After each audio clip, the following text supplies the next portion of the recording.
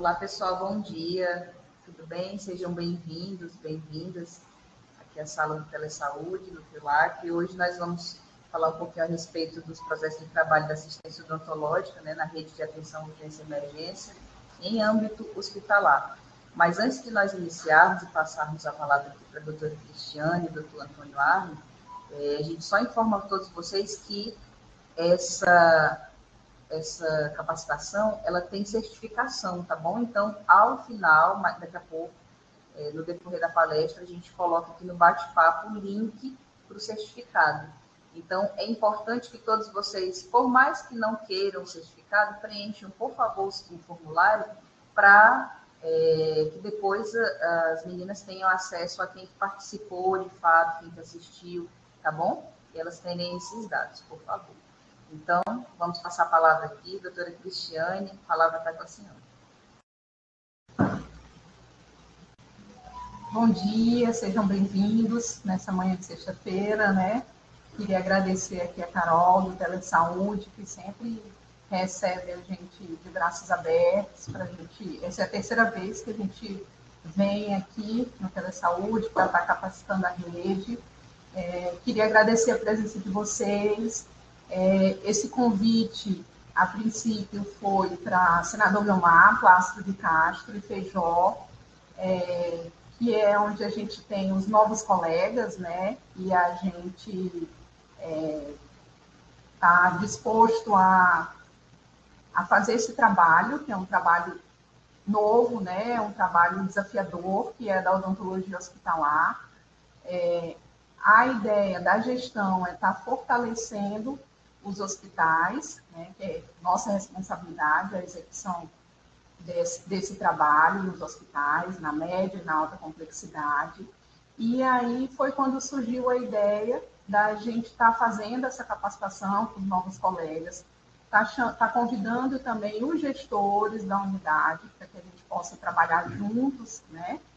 E quem está aqui presente também é a doutora Keliana, do almoxarifado, porque a gente está fazendo um planejamento em conjunto, né, para que dê certo, né, para que a gente tenha êxito nessa missão. Esse planejamento tem que ser em conjunto. Doutora Aline Sena também está aqui, que faz parte da equipe, né, e assim, essa capacitação, ela está com um horário estendido, mas já vou adiantar para vocês que vai terminar antes. A gente vai ter um tempinho aí de 1h30, eu acho, né, Antônio? O doutor Antônio está aqui pertinho, estamos todos aqui na sala do Telesaúde na UFAC, e é isso. A princípio, a gente gostaria que vocês anotassem as perguntas, e a gente vai abrir para essas perguntas no final, tá? E vamos lá, né, Carol? Vamos.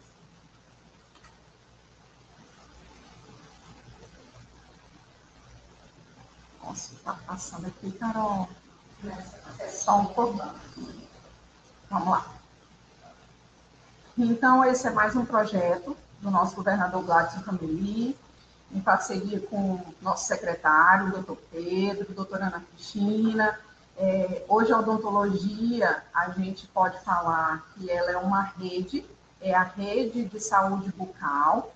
Nós estamos diretamente ligados à diretoria de rede, a diretora Ana Beatriz, e eu estou aí nessa missão, né, de conduzir esse processo, que a gente aceitou e a gente encara como sendo um processo desafiador, mas aqui a gente está cheio de ousadia, né, doutora Aline? Para contribuir. É desafiante, são muitos desafios, a gente tem muito que avançar, mas a gente pode considerar que a gente está no caminho. Antes de começar propriamente o tema, a gente vai falar um pouquinho para vocês, né, os novos colegas aí, os gestores, como que é a nossa rede de saúde bucal, tá bom? A construção da rede de saúde bucal. A construção da rede de atenção à saúde bucal da CESAC, ela pretende alinhar os processos entre a atenção primária e os níveis secundários e terciários de atenção, permitindo, assim, uma resposta eficaz e eficiente às condições de saúde agudas e crônicas, promovendo uma resposta resolutiva no nível de atenção adequado, através de uma abordagem calcada na estratificação do risco. Então, qual que é a porta de entrada desse paciente? A porta de entrada desse paciente é a atenção primária, né? Então, e a gente tem a atenção secundária, a atenção terciária, e isso envolve os sistemas de governança também e os sistemas logísticos de apoio. E agora eu vou falar um pouquinho para vocês o que é cada um. A atenção primária, todo mundo aqui já sabe, né, que é desenvolvida nas unidades básicas, nas URAPs, nas unidades móveis, né? A atenção secundária é realizada nos centros de especialidades. Os centros de especialidades, eles recebem sempre o paciente regulado. E onde é feita essa regulação nos municípios, né? Em alguns municípios é feito na própria secretaria, né? E de saúde, e em alguns municípios, como no Rio Branco, essa regulação é feita nas UBSs e nas URAPs. A atenção terciária, né, que aí a gente pode considerar como o ERB, que já são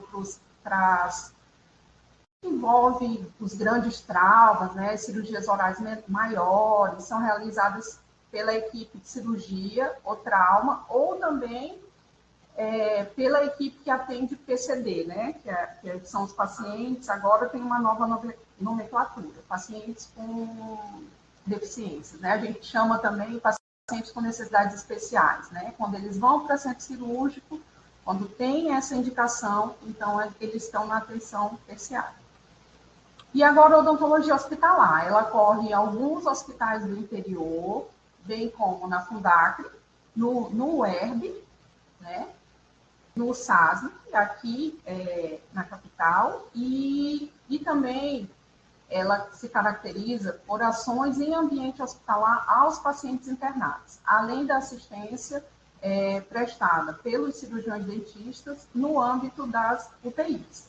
E agora eu vou falar para vocês rapidinho como que está a nossa rede. Então, quando o paciente do SUS ele entra na rede, né, existem várias pesquisas que falam que 80%, que é qual que é a resolubilidade disso? 80% dessa demanda ela é resolvida na atenção primária, 17% na secundária e 3% na atenção terciária. Responsabilidade nossa, estadual, né? O que é responsabilidade nossa? A atenção secundária e a atenção terciária.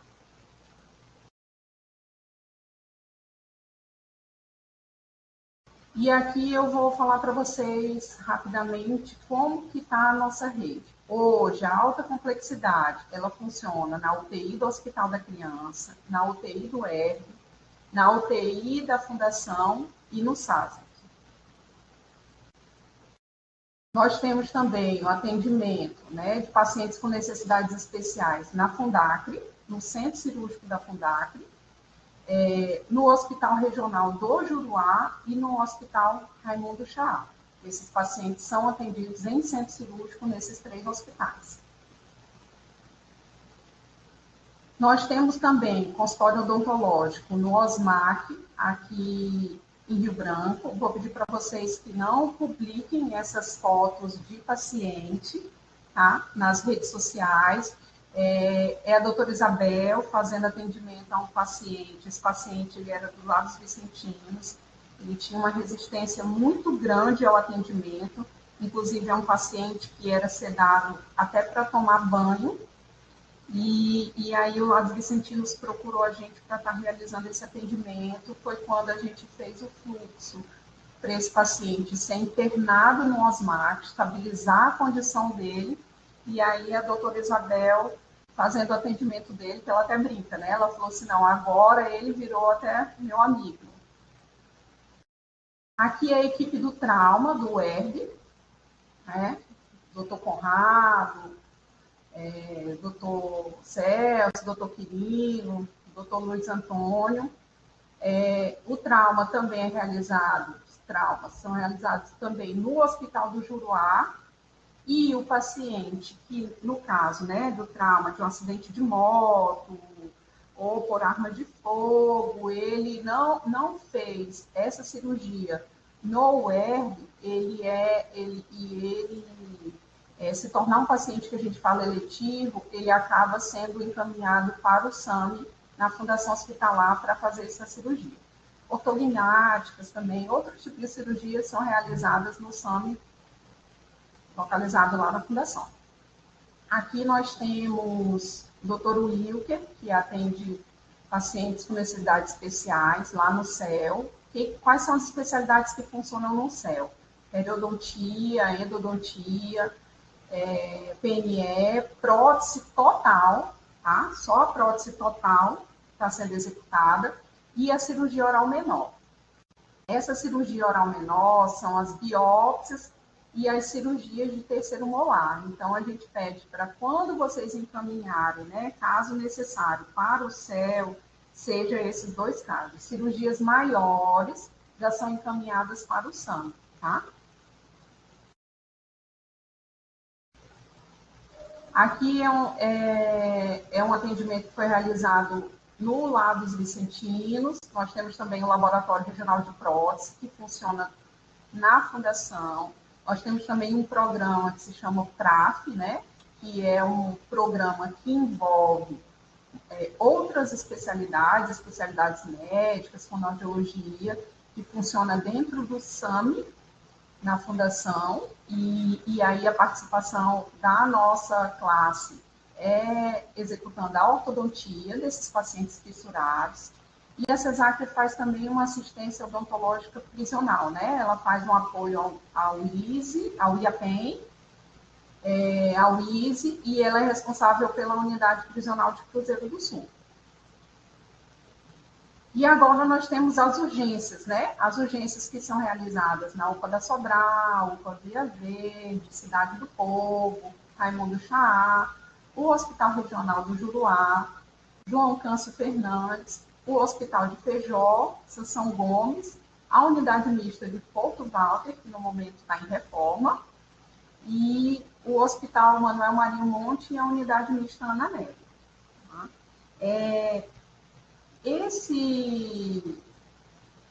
Essa capacitação, ela tem o intuito da gente estar padronizando os processos de trabalho. A gestão, ela vem há um tempo, né?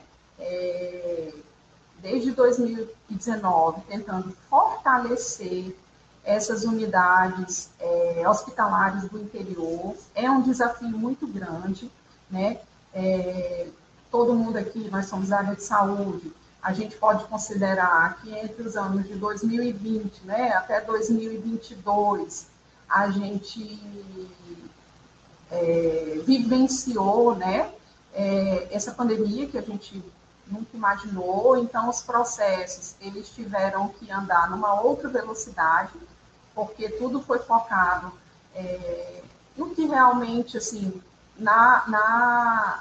em minimizar, né, os danos da pandemia, e agora a gente retoma isso com essa padronização desse processo de trabalho. A gente olha para essas 3 unidades como sendo unidades que podem ser modelo para o resto do interior. Nós temos ali colegas novos entrando, né, na rede, e a gente está muito animado com essas 3 unidades, né, que elas podem estar iniciando esse processo de trabalho aí de uma forma diferente, que vai estar servindo como modelo para as outras unidades hospitalares.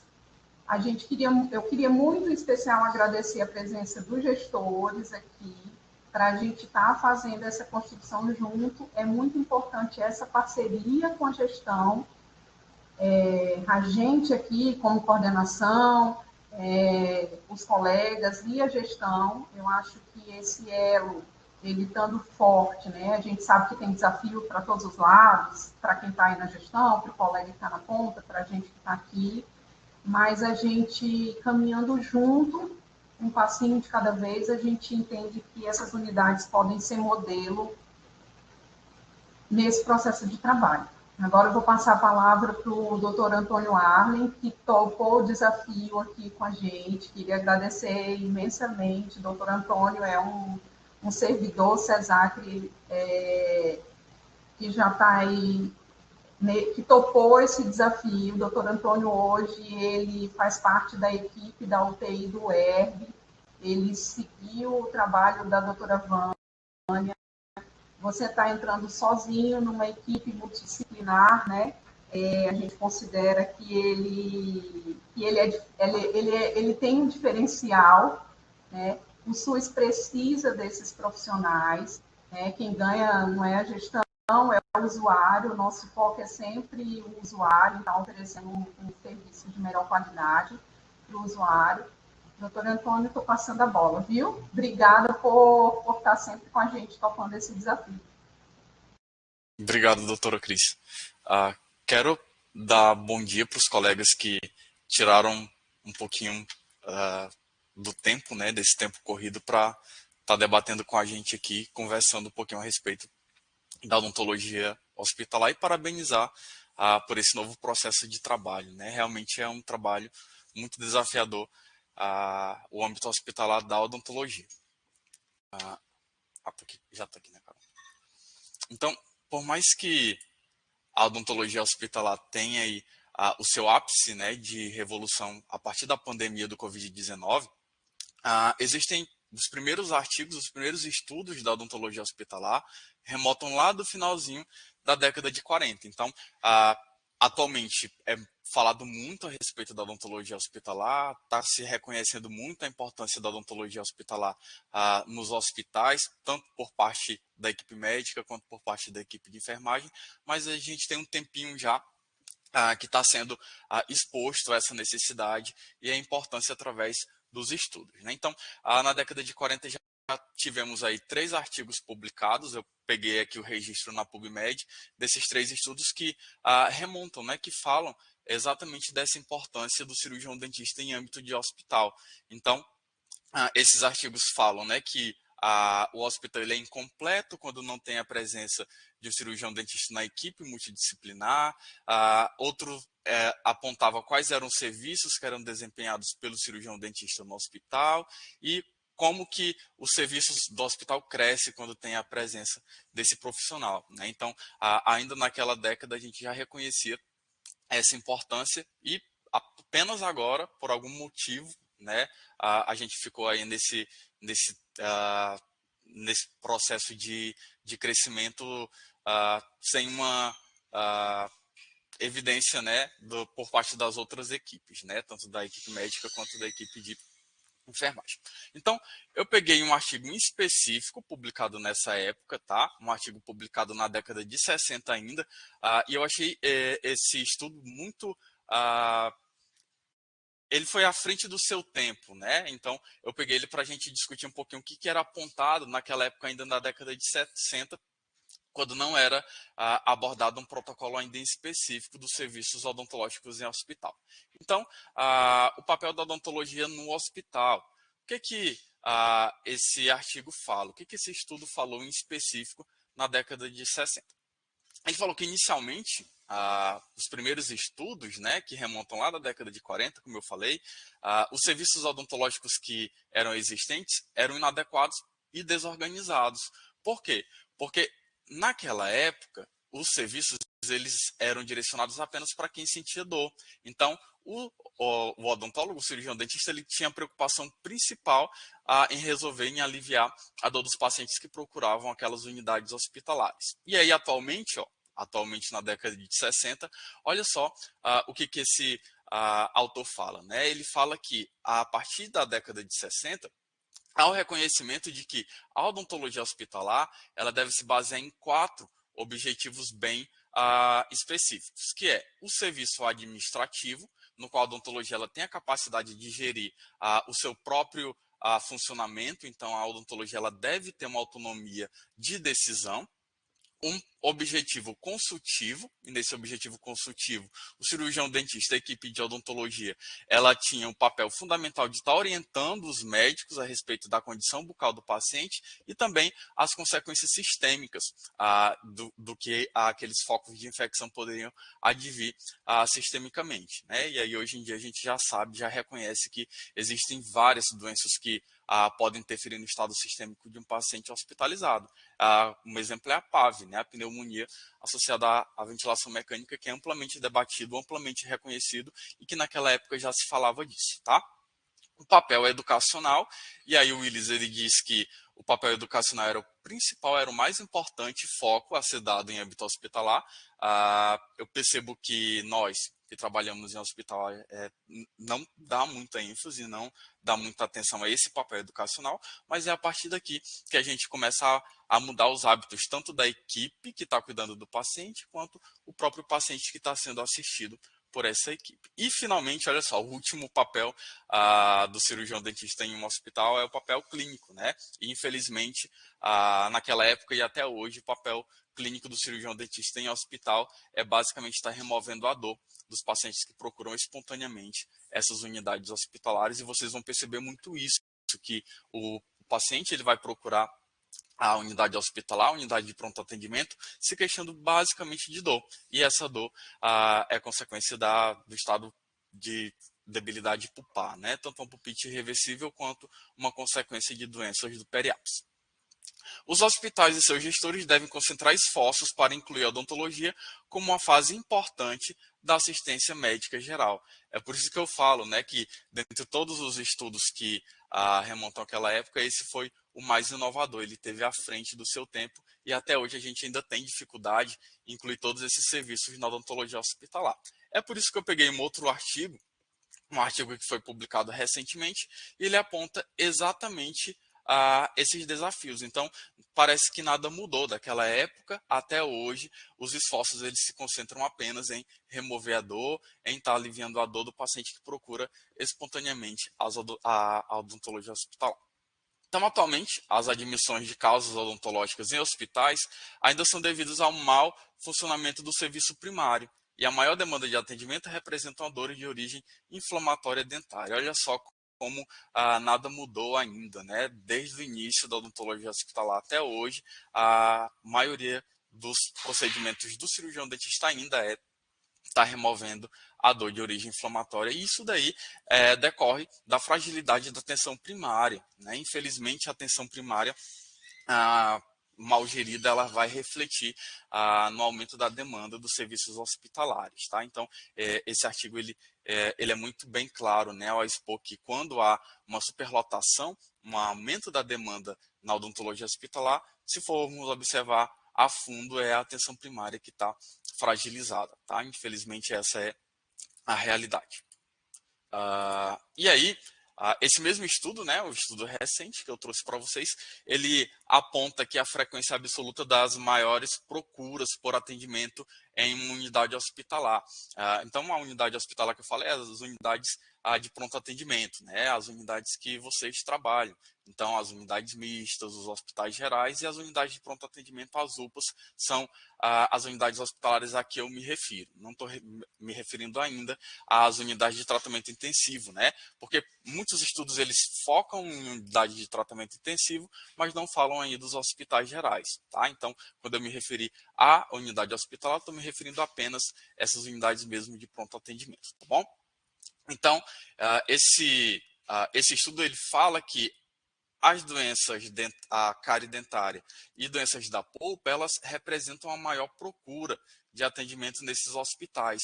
Então, a gente tem mais de 60% da demanda focada apenas em dores de origem pulpar e decorrentes de doenças do periápse, né? Como exemplo, o abscesso. Tá? Então, por mais que tanto tempo tenha demandado, né, do início da odontologia hospitalar até hoje, ainda há o foco, a gente ainda tem essa preocupação em estar resolvendo a dor do paciente, geralmente é decorrente do mau funcionamento ou da má procura, né, da atenção primária, tá bom? Eu fiz um estudozinho aqui rápido para a gente ter uma ideia de como que essa realidade se aplica aqui no Acre, tá? Eu peguei os casos, a frequência de casos atendidos em unidade de pronto atendimento aqui de Rio Branco entre janeiro a agosto de 2022, tá? Que representa aí mais ou menos o período em que a gente saiu do epicentro de pandemia do Covid e as pessoas começaram a procurar novamente os serviços hospitalares. Tá? Então, eu peguei aqui um estudo de 8 meses para a gente ver quais são os maiores casos de atendimento que existem nas unidades de pronto atendimento. Isso daí vai se aplicar, logicamente, às unidades hospitalares no qual vocês atuam. Tá? Então, ao todo, nesse período aí de 8 meses, tivemos 1.596 atendimentos em uma unidade de pronto atendimento. Desses casos, né, de todos esses números que foram atendidos, 86% vão representar dores dentárias. Então, olha só, a pulpite, ela representou a maior frequência de casos atendidos na unidade de pronto atendimento. Desses 1.596 casos, 1.380 foram relacionados à dor dentária. Olha só como essa realidade é aplicada, né? Também. Então, a tendência aí, ela vai sendo seguida à medida que vamos observando essa demanda de casos. Então, 86% de todos os atendimentos na unidade de pronto atendimento foi representada por PIT, dor dentária. E aí aqui eu incluí tanto os casos de acesso, os casos de medicação e os casos de acesso à polpa, né, medicação e selamento provisório, tá? Todos eles aí tá incluso nos casos de pulpite, para eu não delongar muito aqui o nosso gráfico. Logo em seguida, as lacerações em mucosa. Então, 6% de todos os casos atendidos vão ser representadas pelas lacerações em mucosa. E essas lacerações geralmente são ocasionadas ou por acidente de trânsito ou por violência, tá? Seja uma agressão física ou seja uma violência doméstica propriamente dita. Então, 94 casos foram representados por lacerações durante esses 8 meses aí de atendimento. Logo em seguida, temos as drenagens de abscesso. 4% de todos os casos foram drenagem, seguidos de internação hospitalar.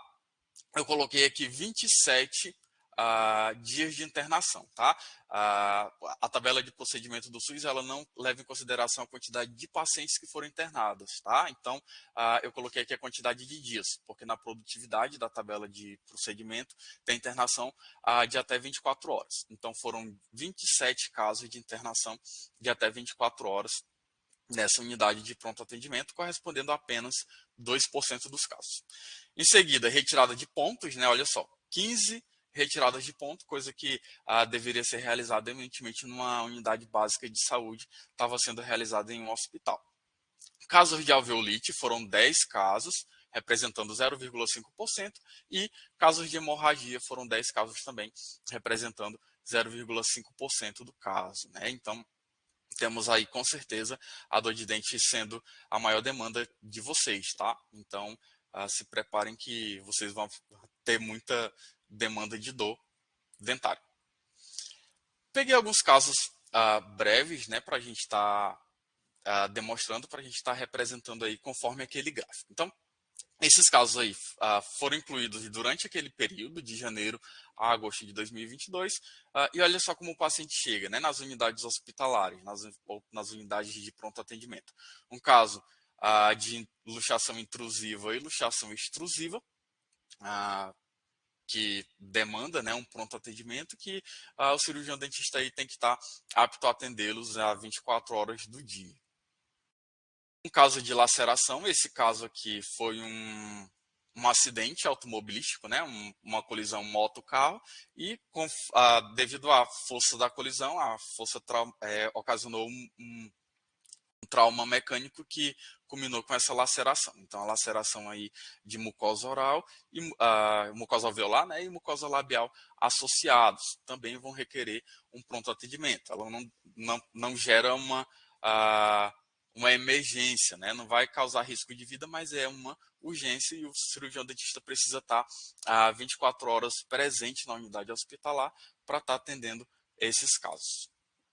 Caso de hemorragia, então, na tabela de procedimento do SUS em âmbito hospitalar, ele vai incluir o tratamento cirúrgico de hemorragia bucodentária, e aí esse caso também foi compreendido durante janeiro a agosto de 2022, tá? Um caso de hemorragia no qual o cirurgião dentista está pronto, né, para intervir, aí seja qualquer hora do dia, de madrugada, de tarde, de noite, independente da hora, o cirurgião dentista tem que estar 24 horas presente aí para estar atendendo essa demanda. Um outro trauma labial, esse caso aqui foi uma agressão física já, e aí eu trouxe essa imagem radiográfica do mesmo paciente para a gente estar observando aqui como que o nosso processo de avaliação radiológica é um pouquinho diferenciado do que a gente costuma estar observando, né? Nos hospitais não vão ter a radiografia intraoral, então não tem como, né? Não tem a possibilidade de estarmos solicitando um raio-x periapical para observar as estruturas do paciente, as estruturas dentárias e ósseas do paciente. Então, existem os raios-x extraorais que são feitos na própria unidade hospitalar. Esse caso aqui é um raio-x de seios da face, e aí ele foi modificado na incidência de Watters, tá? A gente vai discutir um pouquinho a respeito dos exames que existem nas unidades hospitalares. Esse daqui é um deles, o exame de raio-x para avaliação de seios da face, modificados pela incidência de Watters. E aí a gente consegue ver claramente as estruturas maxilomandibulares, né? Nesse exame, conseguimos ver detalhadamente a crista zigomático, a crista zigomático alveolar, conseguimos observar a estrutura coronoide, conseguimos observar a base da mandíbula, corpo da mandíbula. Então, é um exame efetivo para estarmos em busca de casos, né, de trauma ou alguma hipótese sugestiva de trauma na região facial. Tá? Então, por mais que não tenhamos, né, os raios-x intraorais, os extraorais eles garantem uma efetividade para a gente estar avaliando os casos de trauma. E aí esse caso aqui foi feito na própria UPA, uma qualidade muito boa, feita, né, no próprio hospital. E aí a sutura da região de semimucosa labial. Um outro caso também, esse caso é um caso de infecção que precisou de internação durante aquele período. Uma paciente ela foi diagnosticada aqui com sífilis, né, a fase terciária da sífilis, ocasionada pelo treponema pálido, e aí a paciente já tinha uma manifestação sistêmica importante, né, que incluía febre, leucocitose muito intensa, então a gente precisou intervir com a observação dessa paciente. Ela era alérgica ao tratamento de escolha, que é a benzilpenicilina, então a gente teve que optar pela segunda escolha, né, que foi a oxacilina. Um outro casinho, uma criança, né, a gente percebe que o público mais jovem, eles têm essa mais incidência de trauma, então pessoas de 0 a 30, 40 anos de idade têm uma alta frequência de casos de trauma, tá? Seja trauma causado por acidentes ou por agressão física, enquanto os mais idosos, eles têm tendência, né, de terem sintomas mais crônicos, doenças crônicas como doenças do aparelho circulatório e diabetes mellitus. A odontologia hospitalar, ela está incluída na rede de urgência e emergência, a RUI. A Cris falou um pouquinho, né, a respeito desses serviços, como que funciona essa rede de odontologia hospitalar. E aí, só para a gente relembrar um pouquinho, a odontologia hospitalar está incluída nessa rede, na rede de urgência e emergência. Então, tudo, a base, né, de todo o nosso sistema é a atenção básica mesmo, a Cris já tinha apontado isso, né? A atenção básica não tem como, ela é a base, ela é o eixo orientador das nossas ações. Então, quando há uma fragilidade da atenção básica, o nosso serviço vai estar hiperlotado, a gente vai ter realmente um aumento de demanda nos hospitais quando a atenção básica está fragilizada. Então, a base de todos os nossos serviços aí é a atenção básica, tá? E aí os serviços da urgência e emergência, da odontologia hospitalar, ela segue os mesmos princípios de toda a rede de serviços da RUI. Então, o paciente ele vai ser atendido através do acolhimento, tá? E o acolhimento ele vai envolver a classificação de risco, ele vai passar por uma triagem, né? A profissional da enfermagem ela vai fazer a classificação do risco do paciente conforme a debilidade que ele apresentar, né? Então, vai ser aferido os sinais vitais, vai ser verificado o risco desse paciente, e ele vai receber a classificação prioritária ou não. Então, ele vai receber o verde, o amarelo, o laranja ou o vermelho, dependendo da condição que esse paciente se apresenta, né?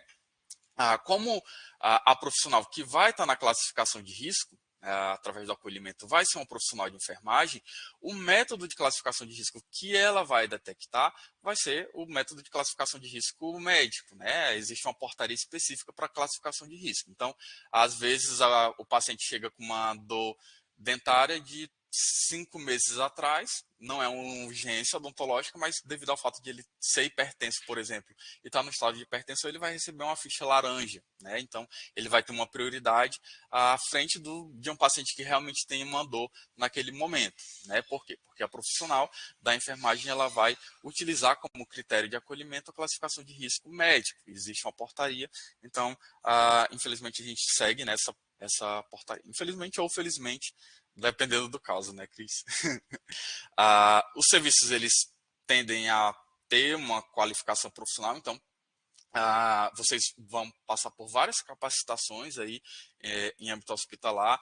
A própria gerência, né, manda os convites para cada setores, ou então a própria coordenação de saúde bucal manda os links das capacitações. Então, uma tendência da rede de urgência e emergência é essa qualificação contínua, né? Então, não basta só a aprovação em concurso público, como é o caso de vocês são qualificados porque passaram em concurso público, mas também existirão capacitações frequentes aí, tá? A informação ao paciente, então, é importante estar informando, né, a respeito do procedimento, o motivo de não realizarmos de executarmos tal procedimento, então é importante estar a necessidade de informação até para fins jurídicos, tá? E escrever tudo no prontuário. Então, a ficha clínica é um documento importante e vocês devem estar bem resguardados, tá? Vez ou outra a gente tem não processo judicial, mas processo mesmo de termos, né, algum problema de comunicação com o paciente, ou ele ficar insatisfeito e poder, por algum motivo, estar procurando aí outras vias que não seja a via assistencial de saúde, sim outros fins, de delegacia, enfim. Então é bom vocês sempre estarem registrando tudinho no prontuário do paciente. E a regulação. Muitos profissionais, eles têm dúvida, né, a respeito do encaminhamento do paciente. Como trabalhamos na atenção hospitalar, a gente também é considerado uma porta de entrada. O decreto 7508 ele define, né, que a urgência e emergência também é uma porta de entrada. E como é uma porta de entrada, a gente tem o direito, a obrigação de estar encaminhando o paciente. Então, podemos sim estar realizando o encaminhamento, a regulação do paciente para outros níveis de atenção, seja a ambulatorial secundária e assim sucessivamente, né? As especialidades da odontologia propriamente dita, tá? E aí, a rede de urgência e emergência, ela abrange aqui alguns serviços. Olha só, a promoção e prevenção também está inclusa, né, na rede de urgência e emergência. A promoção e prevenção, ela está direcionada basicamente para estar prevenindo os acidentes automobilísticos, as agressões, a mudança de hábito para a cultura de paz, tá? A sala de estabilização é um serviço da rede de urgência e emergência em regiões de difícil acesso. Tá? Essa sala de estabilização, ela tem a função de estar estabilizando o paciente crítico até ele ser regulado para o centro da capital. Então, em regiões muito afastadas, vão precisar de sala de estabilização até que o paciente tenha uma condição de ser regulado para o centro central, né, aqui na capital. A Força Nacional do SUS também está abrangida nessa rede de urgência e emergência. Então,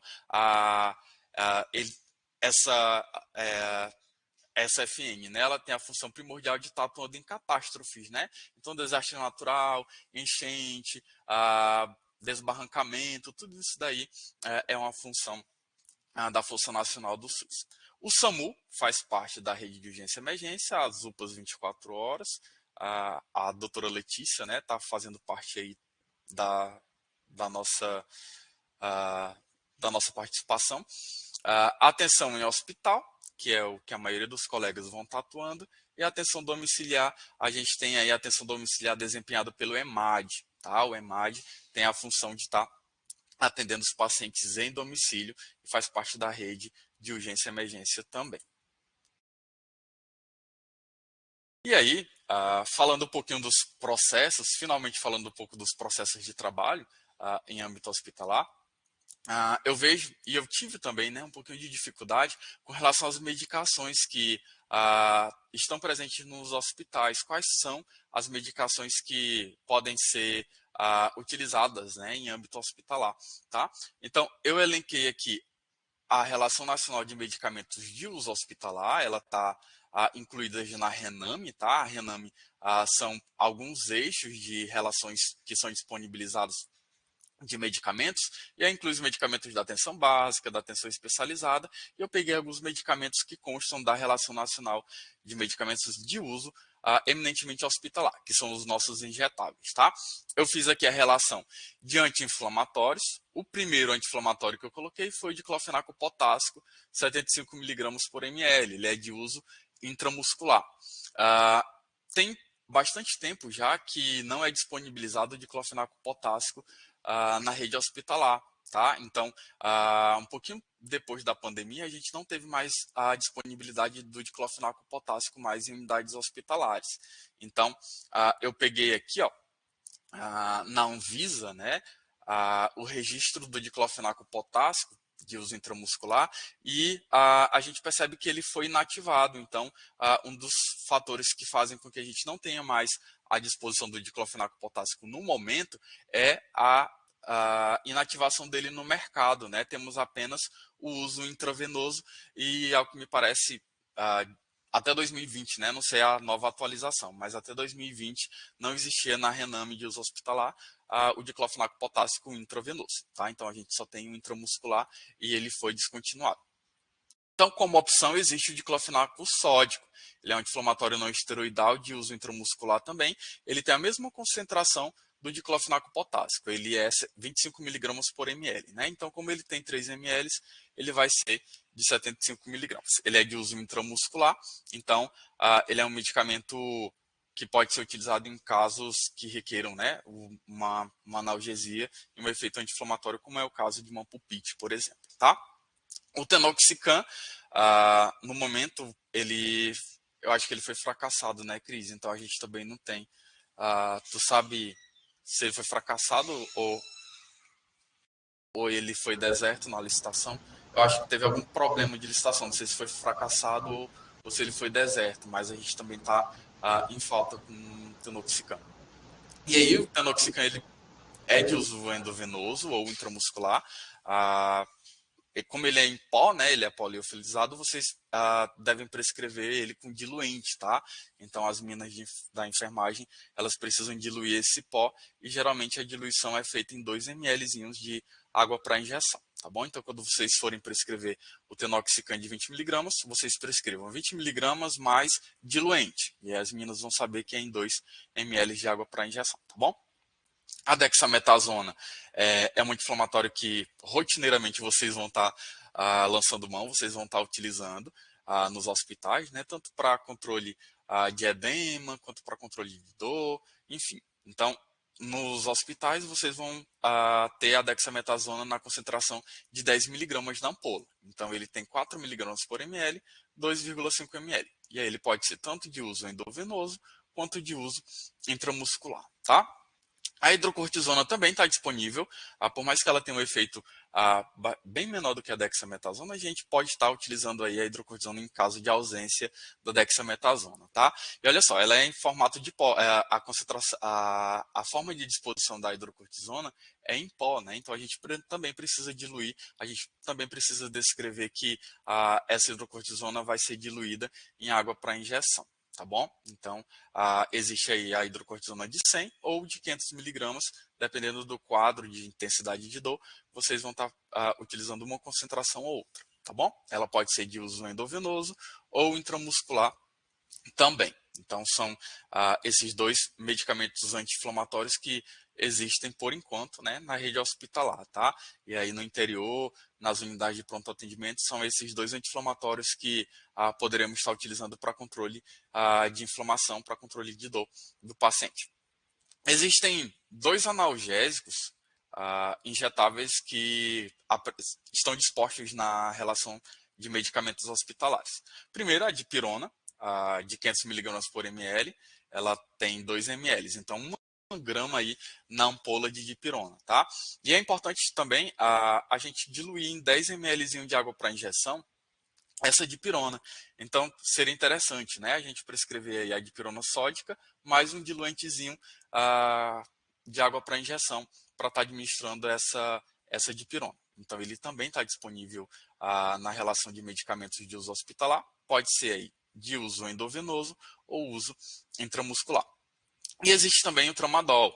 E aí eu coloquei um asteriscozinho porque provavelmente na unidade hospitalar de vocês vão precisar de um formulário específico para a prescrição do tramadol, porque ele é de controle especial, tá? Então fiquem atentos aí, perguntem para a gerência ou perguntem para o setor de farmácia a respeito dos protocolos de prescrição de medicamentos de controle especial, né? Provavelmente, além da prescrição, vocês vão precisar de um formulário específico, tá? E aí o tramadol que existe na rede hospitalar é o de 50 mg por ml, ele vai ser 100 mg, tá? Ele tem 2 ml. Ele pode ser administrado tanto por via endovenosa quanto via intramuscular. E assim, eu também gosto de diluir um pouquinho o tramadol na bolsinha de 100 ml de soro fisiológico. A gente percebe que o paciente tem menos efeitos adversos quando o tramadol ele é gotejado em solução fisiológica, tá? Então, todos esses medicamentos aqui estão disponíveis para a gente, exceto esses em vermelho, ou porque foram fracassados em licitações, ou então porque foram descontinuados pela Anvisa, tá bom? Volta aqui. E por último, os antibióticos. Olha só a gama de antibióticos que existem, que fazem parte do escopo, né, de atuação do cirurgião dentista. Então, primeiro aqui a amoxicilina, ela está nessa concentração, tá, de 1 grama mais clavulanato de potássio de 200 miligramas. Então, ela tem aqui essa disposição. Eu coloquei um asterisco mais uma vez, porque os antibióticos em âmbito hospitalar, eles vão ter um protocolo específico de prescrição, então é importante perguntar para o setor de farmácia se existe esse protocolo e como que é feito, né, esse processo de prescrição, tá? A equipe da farmácia provavelmente deve estar utilizando algum controle para a prescrição desses medicamentos. A ceftriaxona em pó, então a gente precisa também de um diluente, né, para diluir esse pó, um veículo para diluir esse pó, que é 10 ml de água para injeção, tá? A ceftriaxona ela é utilizada por via endovenosa. Então, geralmente a prescrição dela é a cada 12 horas, tá? E aí a via de utilização é a endovenosa. A benzopenicilina benzatina, de 1.200.000 e é de uso intramuscular, a bezetacil, também faz parte do uso hospitalar. Todas essas medicações aqui são do mesmo grupo, né? Então, a gente já sabe que se o paciente tiver uma alergia, provavelmente vai ter uma alergia cruzada a essas medicações. Ceftriaxona é uma cefalosporina de terceira geração e a amoxicilina é uma penicilina, assim como a benzetacil. Existe o metronidazol, de 50 mg por ml, ele vai estar na forma de bolsa. Então, a gente tem uma bolsinha de 100 ml, muito parecida com uma bolsa de soro fisiológico, e ele é de uso EV. Existe a ampicilina, né? Eu não sei se nas unidades hospitalares que vocês atuam tem só ampicilina, mas geralmente ela é associada com um inibidor de beta-lactamase, tá? Que é o subactam sódico, que está na concentração de 1 grama.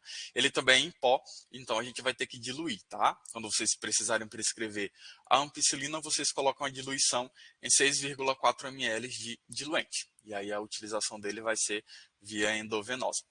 A oxacilina também existe, tá? Então eu coloquei aqui a oxacilina, caso vocês vejam, né, em âmbito hospitalar, vocês podem estar prescrevendo também, ela é do mesmo grupo da amoxicilina, a diferença é que ela não precisa de um inibidor de beta-lactamase, né? Ela sozinha aí, ela já consegue atuar em bactérias resistentes, tá? Ela é de 500 mg em pó e vocês precisam diluir ela em 5 ml de água para injeção. Pode ser utilizado tanto por via endovenosa quanto por via intramuscular. O único problema aqui da oxacilina é o tempo de utilização, né? A posologia dela é de utilização a cada 4 horas ou a cada 6 horas. Talvez isso seja um pouquinho desconfortante para o paciente ter que estar utilizando a oxacilina aí nesse tempo, né, tão curto de utilização. O aciclovir, para casos de infecções virais, ele também está na forma de pó, vocês vão encontrar ele na forma de 250 miligramas, e aí precisa diluir, como ele é um pó, a gente precisa diluir ele em 10 ml de água para injeção de uso AV também, tá bom? E aí, óbvio, que precisamos verificar a condição sistêmica do paciente antes de prescrever essas medicações injetáveis, né? O tempo de latência dessas medicações aí é um pouquinho diferente da utilização via oral. Então, os efeitos são muito mais rápidos no paciente, né? Inclusive os efeitos adversos, tá? Então, verifiquem sempre aí a condição sistêmica estabelecida na classificação de risco que a equipe de enfermagem faz. Às vezes na correria a gente não olha a pressão arterial do paciente, a gente não olha se ele tem alergia a alguma medicação, isso passa batido. Já aconteceu comigo algumas vezes, né, na correria de prescrição. Às vezes eu não olhei aí a classificação de risco, graças a Deus o paciente não era alérgico, não tinha nenhum problema sistêmico, né? Mas pode acontecer sim, a gente está prescrevendo medicação e não olhar as anotações da classificação de risco, tá? Então é importante sim estar vendo essas condições sistêmicas que foram estabelecidas pela equipe de enfermagem. Bem como a anamnese, nada impede de a gente estar reforçando mais uma vez se o paciente tem alergia, se tem alguma doença, tá? Isso daí não é nenhum problema não, a gente está perguntando mais uma vez. As medicações que o paciente já está utilizando para não termos interações, a presença de gravidez, né? Cuidado com mulheres aí durante o período gestacional, existe uma demanda muito grande mesmo por gestantes, né? Em hospitais se queixando de dor odontogênica, tá? Então, devido ao muitos profissionais não atendem gestante, então por falta de auxílio, por falta de atendimento, elas acabam procurando o âmbito hospitalar, a gente precisa estar atento aí para a prescrição, tá? Principalmente dos anti-inflamatórios não esteroidais, é uma contraindicação para pessoas gestantes. Eu trouxe aqui um exemplo bem prático para a gente estar utilizando, né? Na verdade, vocês podem estar utilizando esse modelo quando forem internar o paciente de vocês. Então, eu peguei aqui um exemplo para um paciente internado, um paciente adulto jovem, que não tem nenhum problema sistêmico relatado, e vamos supor que esse paciente está com uma celulite miofascial profunda, ele está aí com edema, um inchaço muito evidente na face, que precisa intervir através de uma observação mais minuciosa, então ele vai precisar ficar internado, né? Como que é o modelo de prescrição dessa internação? Então, a primeira medicação que é abordada é o cloreto de sódio, o cloreto de sódio de 0,9%, né, o nosso soro fisiológico de 100 ml. Nesse modelo eu coloquei o de 100, existe também o de 500 ml, né, então à medida que vocês forem se habituando com o processo de trabalho de vocês, vocês vão estar determinando aí as medicações necessárias para o paciente de vocês. Então, nesse caso, a bolsinha de 100 ml vai ser administrada via EV endovenosa a cada 8 horas, tá? Caso fosse uma bolsa de 500, por exemplo, poderia ser a cada 12, né? Então, à medida que vocês forem se habituando com as prescrições, vocês vão determinando aí o veículo necessário de solução fisiológica. A dipirona sódica, 1 grama, supondo que esse paciente tem dor, né? Então, a dipirona sódica administrar uma ampola via endovenosa a cada 8 ou a cada 6 horas, dependendo do estado de dor que vocês se deparam com o paciente de vocês.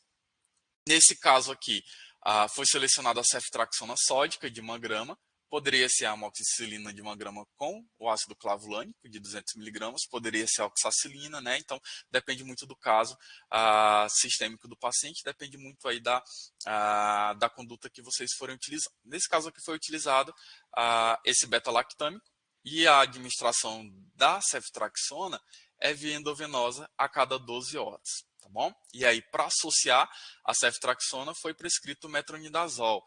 O metronidazol aí tem esse efeito anaerobicida que a ceftriaxona, né, tem pouco efeito. Então, para estar ampliando o efeito de ação da ceftriaxona, prescreveu-se o metronidazol porque se trata de uma celulite miofascial e aí a gente tem uma riqueza de flora anaeróbica. E aí o metronidazol foi prescrito para esse caso, né? Ele é de 50 mg por ml. E aí, a bolsinha de 100 ml, como eu falei para vocês, ele parece muito uma bolsa de soro fisiológico.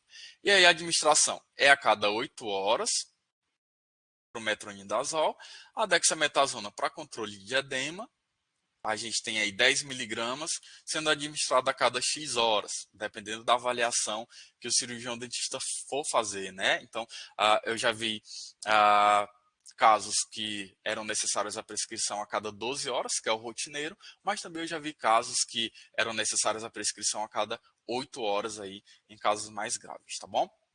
A dieta, então, a dieta vocês que vão prescrever no prontuário, tá? Na guia de internação do paciente. Então, vocês vão ofertar uma dieta ou pastosa para o paciente, ou uma dieta sólida, né? Caso ele não tenha uma disfunção mastigatória. Então, geralmente os pacientes apresentam trisbo, eles não vão conseguir abrir a boca adequadamente, então a dieta ela vai ser pastosa na maioria dos casos, né? Então, o paciente vai estar ingerindo uma dieta pastosa aí para ter um controle adequado nutricional, né? Tanto um controle hídrico quanto um controle nutricional adequado.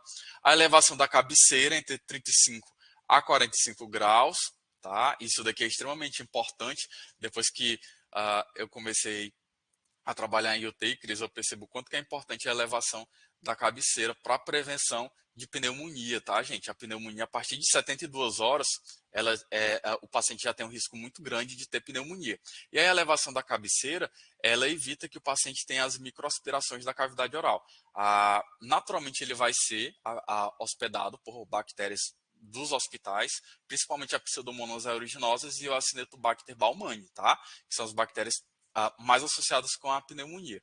Então, essa elevação aí de 35 a 45 graus previne, né?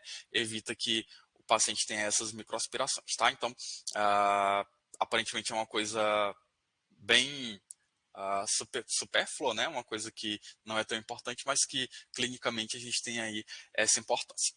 Higiene oral 3 vezes ao dia. Então, não basta só a prescrição na guia de internação da higiene oral 3 vezes ao dia. É preciso que vocês expliquem, que vocês orientem a equipe de enfermagem de vocês com relação à higiene do paciente. Eu pensava que a equipe de enfermagem ela tinha um conhecimento adequado, né, para fazer a higienização dos pacientes, mas não tem, tá, gente?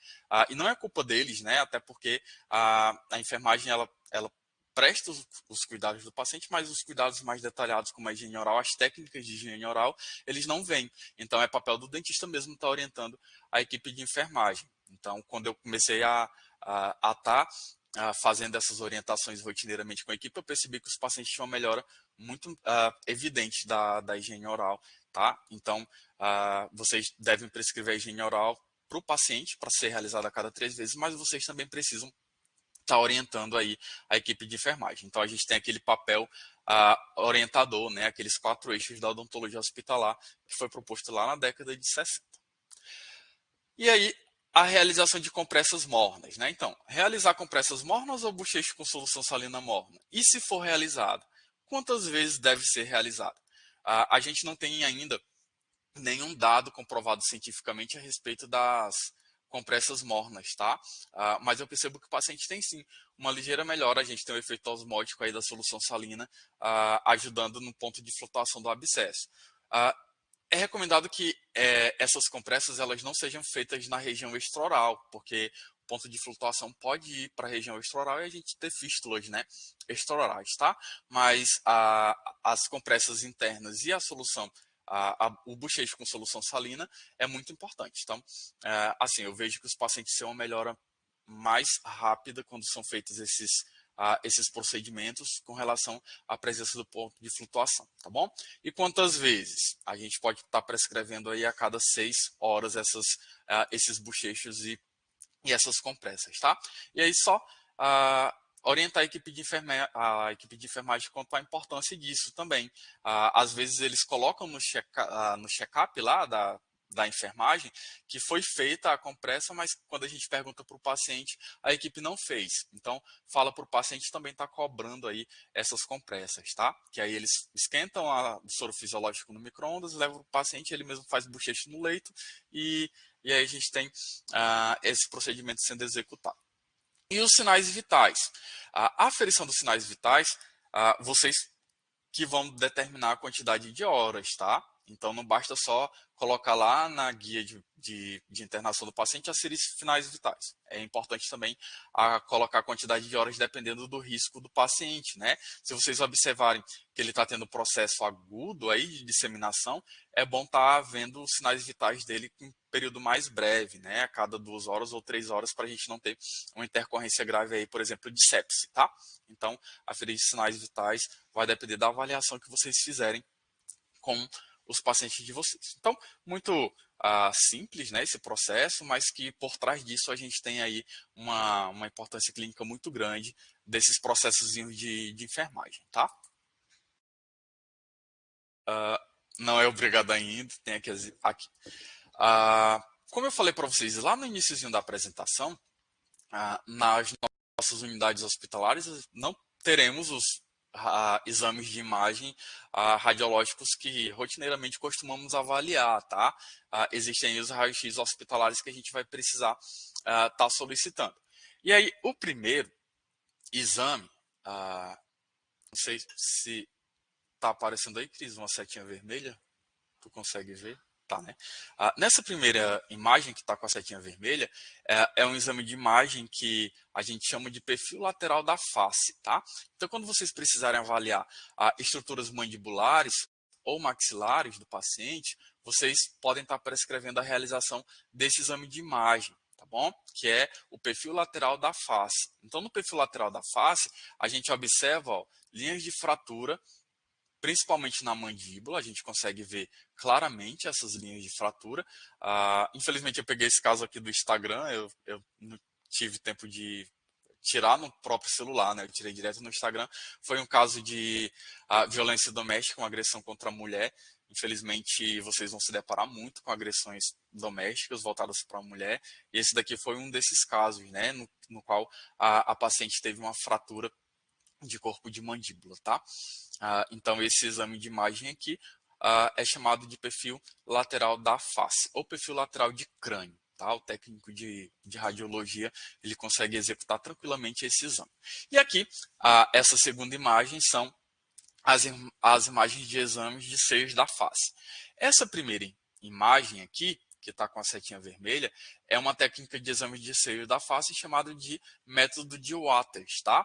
Então, esse método de Waters, ele mostra claramente, ó, a região de processo coronoide, a gente tem aqui a mandíbula sendo visualizada claramente, então se tiver algum traço de fratura, conseguimos observar sem nenhum problema, a região maxilar, a crista zigomática orbitária, o osso zigomático propriamente dito e as estruturas nasais, tá? O osso nasal, a gente tem aqui os meatos nasais, a gente consegue ter essa visualização tranquilamente.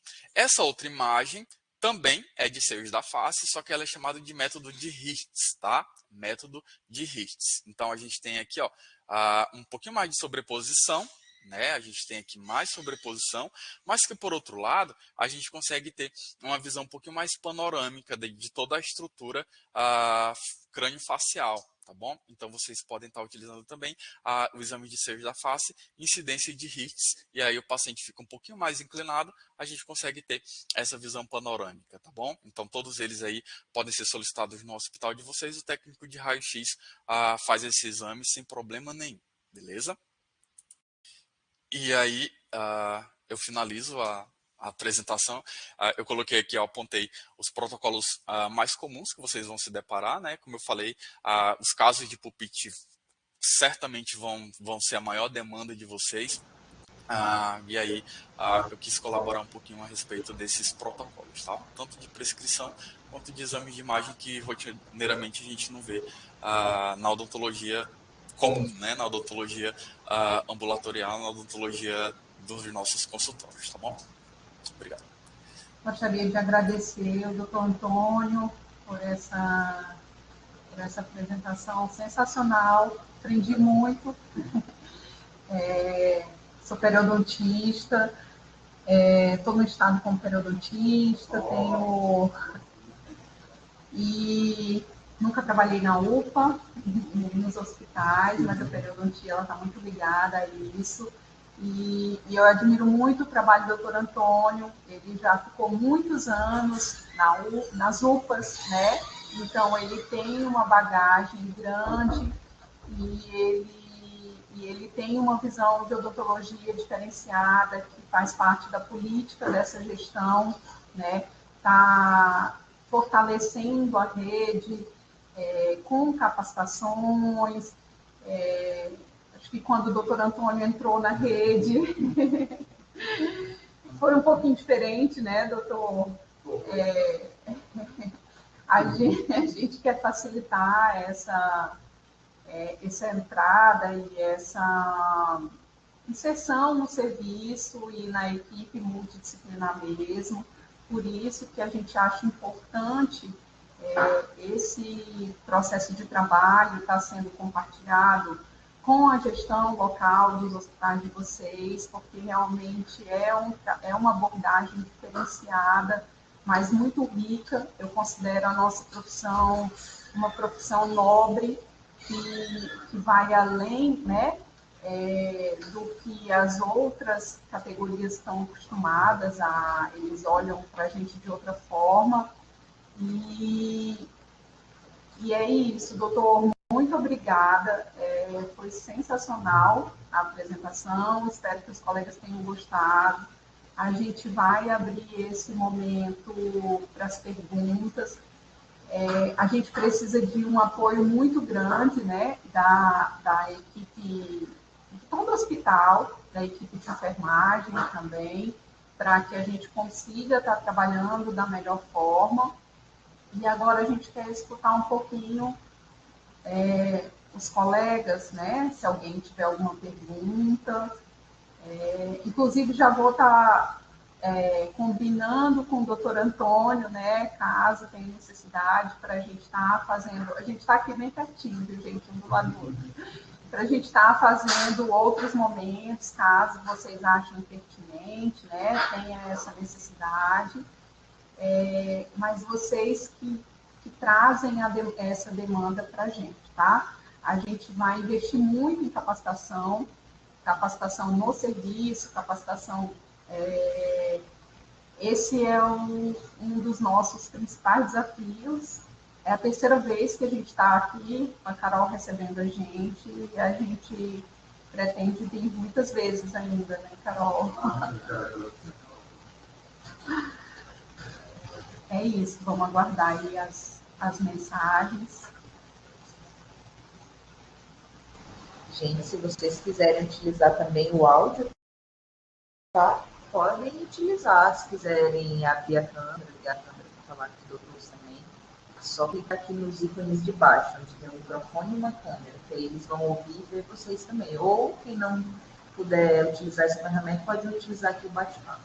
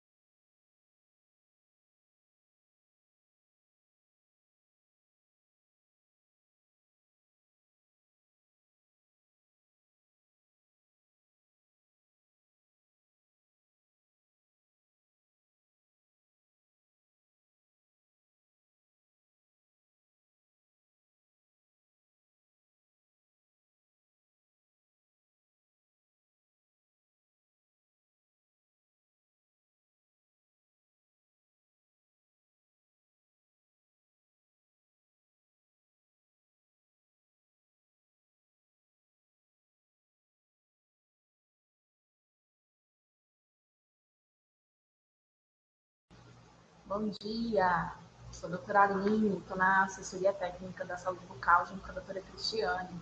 A Thaís perguntou se vai ficar disponível a apresentação, né? Vai sim. A gente até estava pensando com a Carol de editar para ficar um conteúdo bem de curso mesmo, para vocês conseguirem acessar bem os slides, tá? E aí a gente compartilha o link com vocês, mas fica disponível na plataforma do Telesaúde, né, Carol?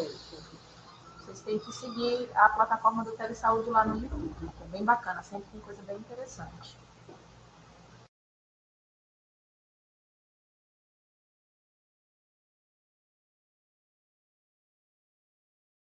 Doutor João, doutora Priscila, alguma contribuição?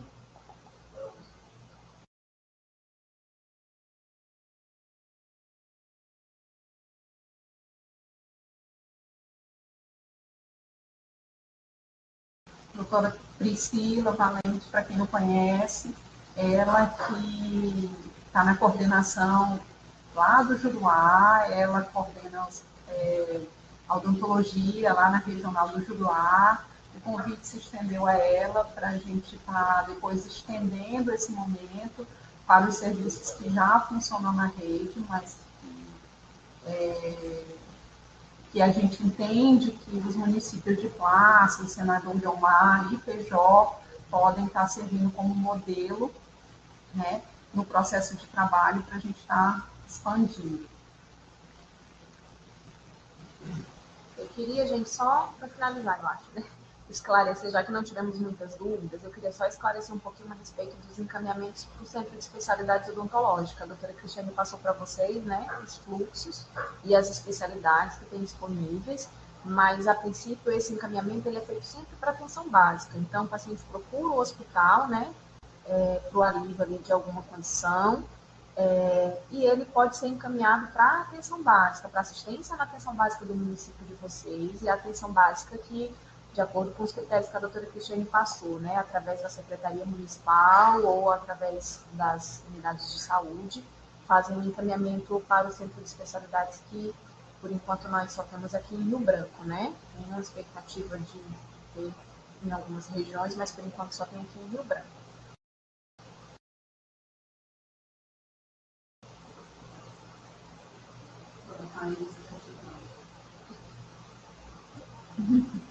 Acho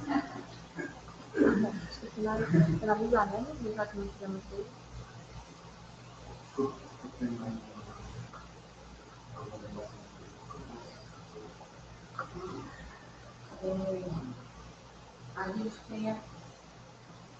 A gente tem aqui a participação do gestor, do João Lessa, lá de Plácido. Tem algum, não sei se tem algum gestor do Senador Guiomar, mas a gente já conversou muito sobre Plácido, e a ideia nesses locais, né, que tem 3 colegas, é que seja realizado o processo de trabalho através de plantão de 12 horas. A gente tem a exceção do município de Senador Guiomar, que no momento só tem 2 colegas, né, no hospital, então a gente já está trabalhando em conjunto para que um terceiro colega faça parte da equipe, né, para que a gente possa estar padronizando esse processo de trabalho, que a gente tenha disponível no hospital um PD, e quando a gente fala em plantão diurno, já é em forma de plantão mesmo, né? Não é como funciona, o doutor Antônio sabe, que a gente, quando fala em plantão, se chama plantão por toda uma logística de que tem que estar ali presente, né, no hospital, e aí a gente já consegue trabalhar dessa forma, tanto em Feijó quanto em Plácido. A gente tem 2 profissionais. Em Senador Guiomar, a gente está trabalhando provisoriamente, né, de outra forma, até que a gente tenha um quadro de servidores com no mínimo 3 profissionais.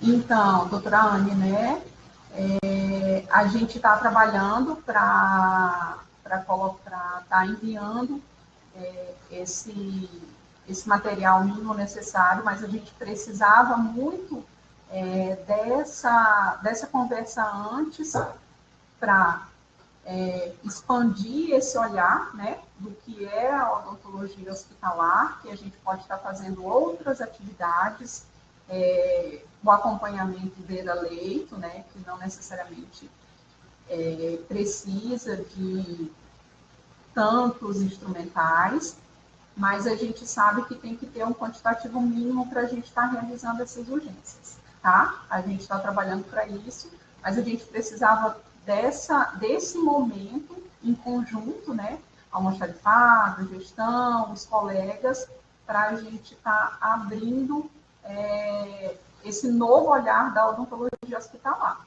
E a gente fica muito feliz de ter esses colegas, né? A gente tem uma colega em Feijó que morava em outro estado e ela mudou para Feijó no outro dia. A gente quer fortalecer a odontologia no interior, a gente considera que é super importante o fortalecimento, a fixação dos profissionais no interior. E, além disso, a gente está colaborando para que as outras categorias tenham uma visão diferenciada da nossa profissão. Eu acho que é isso. Alguém mais? Alguém quer mais falar? Adicionar aonde está aí? Foi para ti no particular? Só para lembrar para eles pedirem o formulário na Sindicato. Gente, como o sindicato já fazendo um bico de sindicato, não esqueçam de pedir o adicional de interiorização de vocês, hein? Para ganharem um pouquinho mais, tá? Tá vendo? O doutor Antônio, eu falei que o doutor Antônio é diferenciado, né? Eu achei que fosse uma boa pergunta aqui, mas ele já vai além. Parabéns, doutor Antônio. A gente tem que tratar o servidor assim mesmo. Coloca o seu jeito. Gente, obrigada. A gente está à disposição na CESAC, tá? Para estar contribuindo com esse processo de trabalho, tá bom? E qualquer coisa é só entrar em contato com a gente. A gente está disponível aí pelo WhatsApp. Nem sempre ligação a gente consegue atender na hora, mas mandando mensagem a gente retorna assim, tá? Muito obrigada. Tenha um ótimo final de semana e esse é só o primeiro contato de muitos outros que virão, tá bom? Eu também quero agradecer pela participação dos colegas. É uma ajuda mútua, né? Então, a gente está aqui para se ajudar, tá? Então, se precisarem de mim para alguma coisa, compartilhar algum material, alguma evidência nova, estou disposto para a gente estar conversando, debatendo. Afinal, eu também tô nessa luta, né, da odontologia hospitalar também, tá? Então, muito obrigado e bom final de semana, pessoal. Obrigada, colegas. Foi um prazer. Estamos à disposição sempre que precisarem, tá bom? Espero que tenha sido esclarecedora a palestra, que vocês tenham conseguido abrir esse olhar aí para essa odontologia hospitalar que a gente está tentando iniciar no interior aí, né? Obrigada.